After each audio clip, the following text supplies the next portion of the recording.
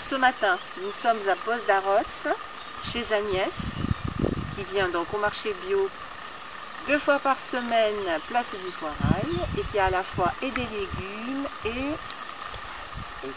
de la viande de veau de temps en temps. voilà. Et le petit veau à côté.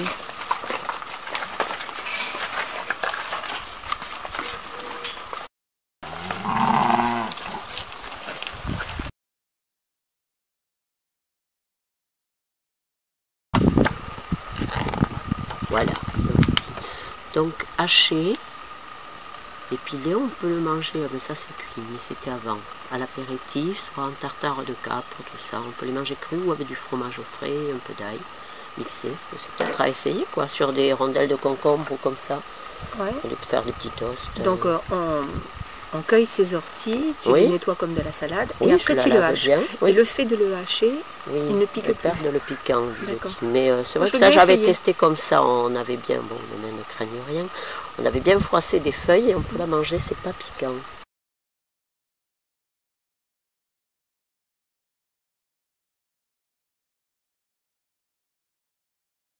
À l'âge de 16 ans, tu fais le travail de paysanne. Oui, c'est ça le chouchou. À Bos d'Arros. Et est-ce que tu pourrais nous dire ce qui t'a amené à faire du bio? Pourquoi tu fais du bio? Alors, est-ce que tu en fais depuis toujours? Oui, parce que je suis tombée dedans quand j'étais petite, puisque mes parents, avec la famille Ondé, étaient des premiers, des pionniers, on dit, oui. à vendre du légume biologique au Halles. Donc en 72, après, j'étais convaincue. Mais c'est pas maintenant que je vais changer d'avis. Voilà, donc tu es né dans le bio. Oui. Voilà, tu as été élevé dans le bio et tu as continué. Voilà.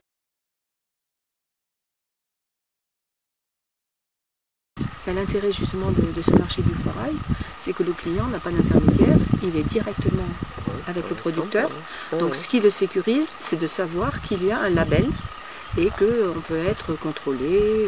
Pour lui, c'est important quand même. Bien sûr. Voilà. Donc j'achète du bio, c'est pour ça que je suis tranquille. Voilà. Je sais comment ça fonctionne normalement.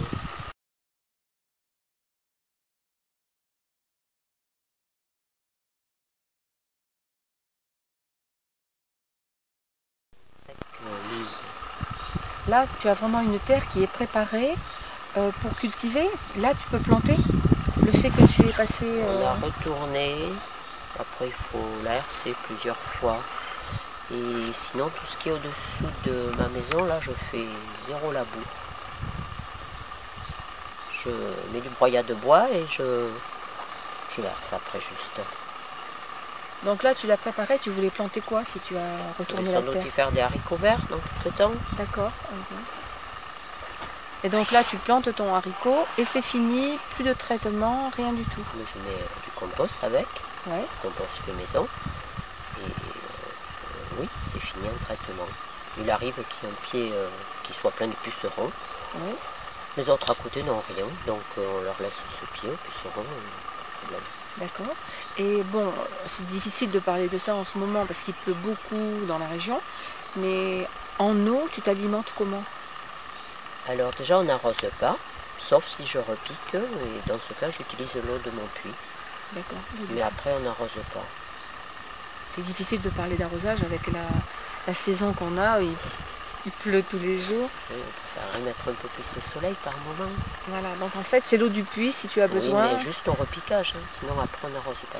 Ouais, c'est ce que on n'est pas équipé, puis la plante vit. Voilà. À moins de rendement par moment, mais effectivement. C'est ce que tout le monde nous avait bien dit, qu'en fait, il y a très peu d'arrosage en fait dans la bio. On a beaucoup moins besoin d'arroser. Oui. Parce que les plantes sont plus solides, vigoureuses. Voilà. Donc tu disais que la bio, tu es né dedans, parce que tes parents faisaient la bio avant ta naissance. Donc, tu as non, pas avant ma naissance, mais enfin, j'étais petite. Ouais, depuis toute petite. Et pourquoi est-ce que tu fais de la bio? Eh bien parce que je suis convaincue. Je suis convaincue. Donc, dans la bio, je me suis intéressée. Et je suis convaincue que c'est mieux pour notre santé, pour la santé de la planète. La santé de la planète.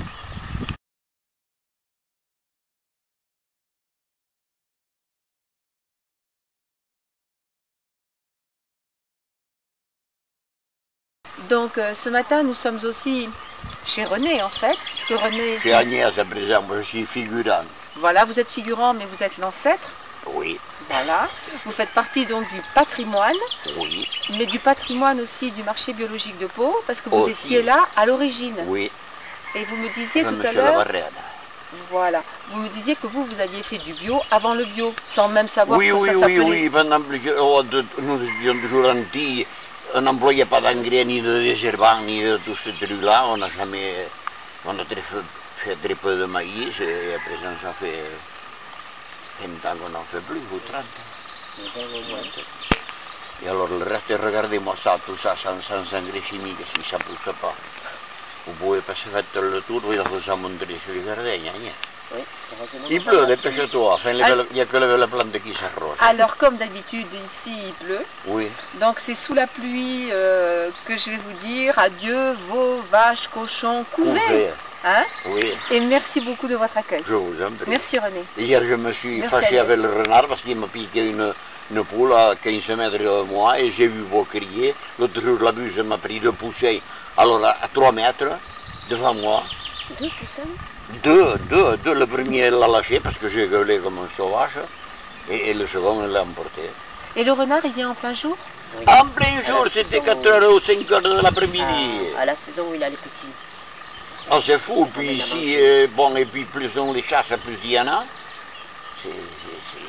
Il paraît que c'était instinctif, c'est pour la sauvegarde de leur race.